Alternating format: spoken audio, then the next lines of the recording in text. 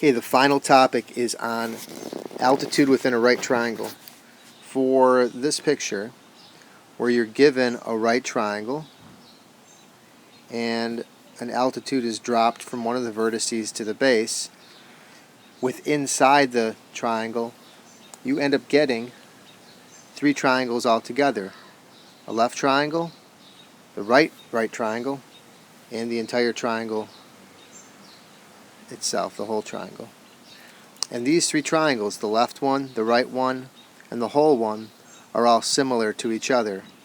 Since they're similar, we can actually set up a proportion and cross multiply to figure out information about how long their lengths are. Now, let's work at this question the easy way first of all.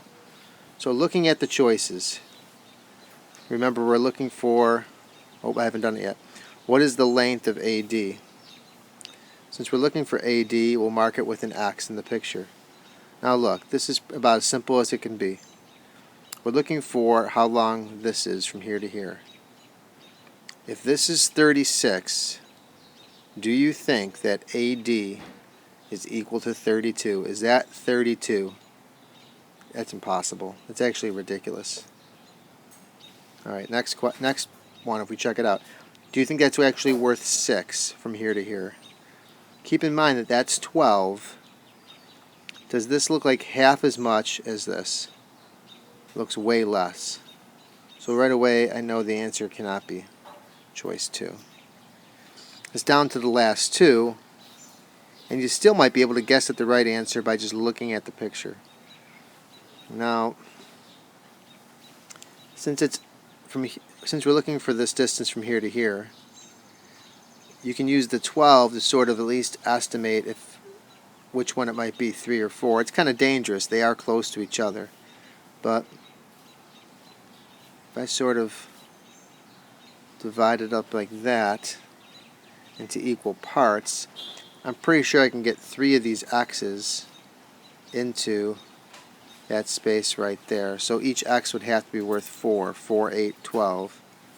So, just by looking at the picture, I can figure out that the answer is probably choice 4. Alright, well that's not exactly the best way to work on a question, but it might be the only way you can if you're having some trouble getting the question started. So how would you work on this question if you were just working at it the proper way, or if you weren't given the choices? So one way to organize all the information that's in the picture is to actually make a chart. And in the chart we're going to have 3 different rows: the left triangle, the right triangle, and the whole triangle. And we're going to organize a table here showing the small sides, the medium sides, and the hypotenuses, the largest sides for each of the triangles. So looking at the left triangle, the hypotenuse is 12. It's the hypotenuse of the left triangle. The smallest side is labeled with an X, and the medium side is not labeled at all, so that's not going to become part of our table. Next, look at the right triangle.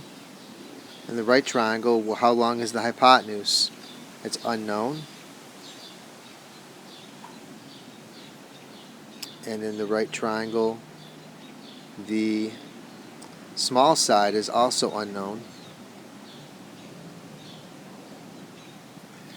We could actually label the medium side of this triangle, the medium sized leg, which is this one here. And if it's 36 from here to here, all the way across is 36, and this much is worth X, we could label this as 36 take away X.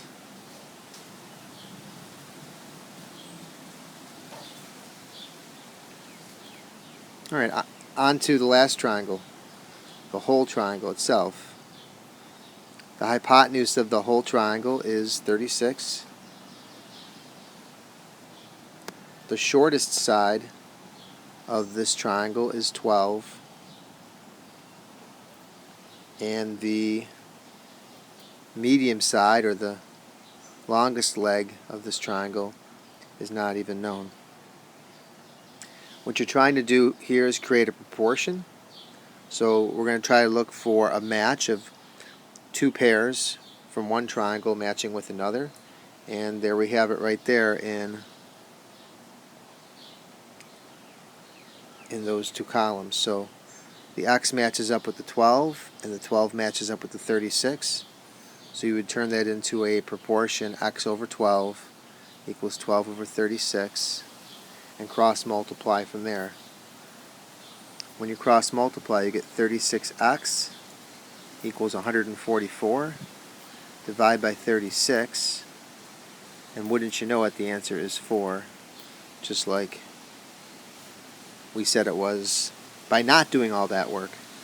So it's good to use both techniques, especially when it's multiple choice. Let's try again with the next one. Okay, moving on to this next picture. It says that you were given a right triangle with an altitude drawn to the hypotenuse. So it's just as it was before. In this question, we know that AD is 3, and we know that DB is worth 12. It's already labeled in our picture. They're looking for the length of altitude CD. So X marks the spot. That's what we're looking for. Now just look at the choices. If this is worth 3, do you think that choice 3 is right? Do you think that this is worth 3? Not even close. So you can cross that one right out. Do you think it might be worth 6? Does this look twice as long as this? It looks like that could be a contender. It looks like that could be the answer.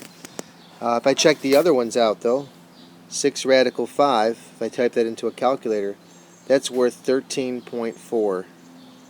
Do you think that is how long it is from here to here? Well, if that's 12, there's no way that that could be 13.4, so I can cancel out choice 2. Now 3 radical 5, if I type that into a calculator, it's about 6.7. That's a possible answer. So just by looking at just the choices alone, I can narrow it down to just choice 1 and maybe choice 4. My instincts tell me it's probably choice 1, but known to have been wrong before with my instincts. So how would we do it? How do we know which would be the correct answer? Well, one way we could do is organize ourselves with a chart. You got the left triangle, the right triangle, and the whole triangle. And each triangle has 3 sides: the small side, the medium side, and the hypotenuse. So go to each triangle and write down what you know. In the left triangle, the small side is 3, the medium side is x, and the hypotenuse is unknown. In the right triangle, the small side of the right triangle is x, the medium side is 12, and the hypotenuse is unknown. We can actually stop right now that we've got a match in 2 of the columns. We can actually stop and turn that into a proportion. 3 over x equals x over 12.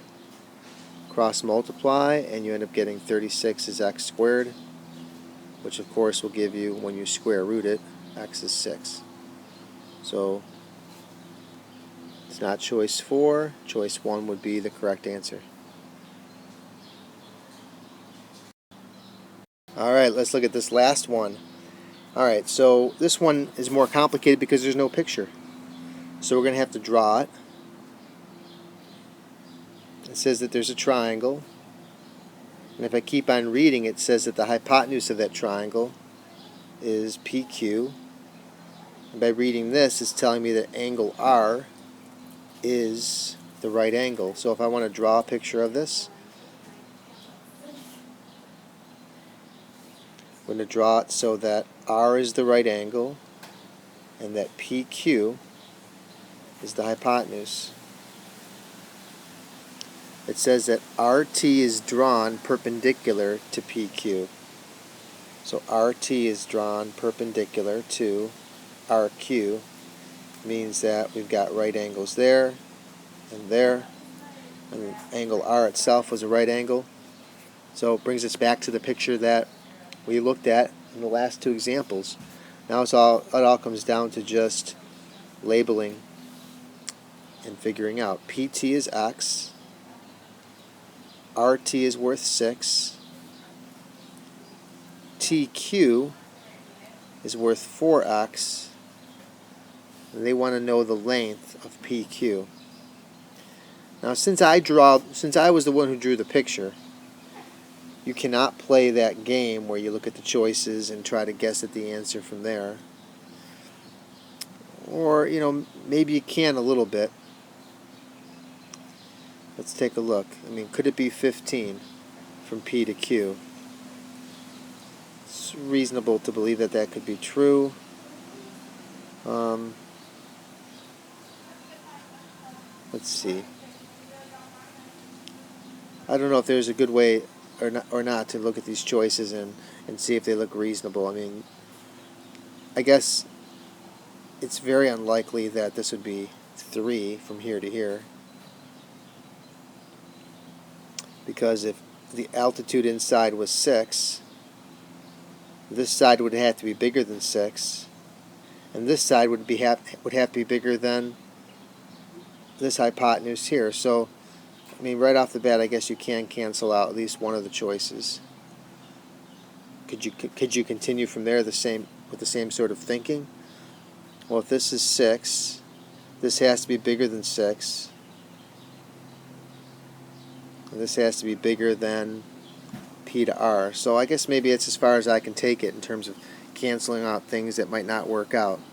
Let's go back to our chart and see if that can help us organize what's happening here. They've got 3 triangles: the left triangle, the right triangle, and the whole triangle.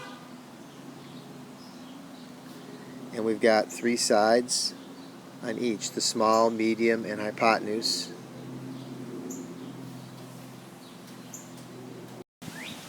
Alright, let's put in some information. In the left triangle, the smallest side is X, the medium side is 6, and the hypotenuse is unknown. In the right triangle, the small side is 6, the medium side is 4X, and the hypotenuse is unknown. We could stop right there, but if you continued, in the whole triangle, the small side is unknown, the medium side is unknown, and the hypotenuse is 5X. So you would use just these numbers and letters to build your proportion and just place it as X over 6, 6 over 4X. Cross multiplying gives you 4X squared equals 36. Dividing by 4 gives you X squared is 9. Square rooting gives you X equals 3. And making sure you don't select choice 3, which is, it says actually 3, is a smart thing. Look at that, it says actually 3. So a lot of students will just cancel that or choose that choice 3. Instead, they want us to find out the length of PQ. So we're going to have to take the 3 and plug it back into the picture. So if X is 3, PT is worth 3. And TQ is worth 3 times 4, worth 12. So altogether, the total length of P to Q is 15.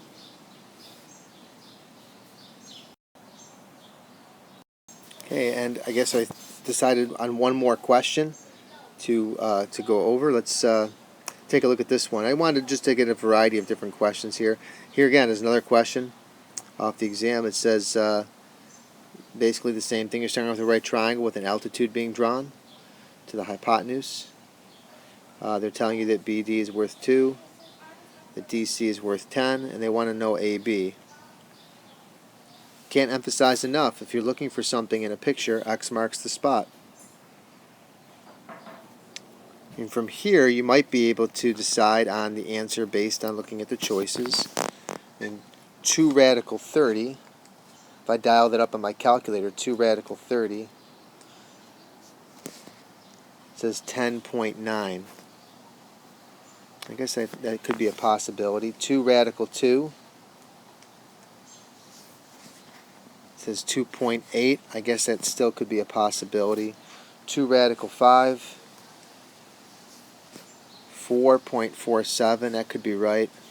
2 radical 6, 4.89. Well, I'm not getting any satisfaction by taking a look at any of those multiple choices solutions and plugging them back into the picture. So not much help there. So this is one where we're going to have to fall back on some sort of technique to figure out what X is worth. And we'll go back to our table where we've got the left triangle, the right triangle, and the whole triangle, and the small, medium, and hypotenuse for each triangle. In the left triangle, the hypotenuse is X. The small side is worth 2. The medium side's unknown. In the medium-sized triangle, the smallest side is unknown. The medium side is worth 10, and the hypotenuse is unknown. And then for the whole triangle, the smallest side is X. The medium side is unknown, and the hypotenuse of the whole triangle is the largest side, which is 12. And then I'm noticing I've got a match in these 2 columns here, so I can build my proportion on that. 2 over X equals X over 12. If you cross multiply, you get 24 is equal to X squared. So X must be the square root of 24. Notice that's not one of the choices. So there's 2 options. You could either use your calculator to see which one that matches with, or you could break down the square root of 24. Alright, so if we want the answer in simplest radical form, we're going to have to break down the radical 24 into 2 times 12, and break down the 12 into 2 times 6, and break down the 6 into 2 times 3. So radical 24 is the same thing as 2 times 2 times 2 times 3 under the radical. And you could follow the rule of for every 2 that are the same, 1 comes out. And this 2 and the 3 would have to get multiplied to each other to get radical 6. So that would be one way to get the correct solution of choice 3. Another thing you could do is just type in the square root of 24. If you just type into the calculator the square root of 24, you get about 4.9. Go to each of these choices and type them in, and the only one that agrees is choice 3. Alright, I hope the video series has worked out well for you. The fact that you've actually watched the 20th one means you may have watched them all or been bouncing around to which ones you think you might like some more information about. So keep in mind that these videos should help you out a little bit. They're not everything. I mean, there's plenty of other resources that are available online, but there's nothing quite like having a real-life math teacher or friend to help you along in getting ready for the test. So good luck to you, and hopefully you get a good night's sleep before the day of the exam, and ready to roll and give us your best effort on the exam. Good luck.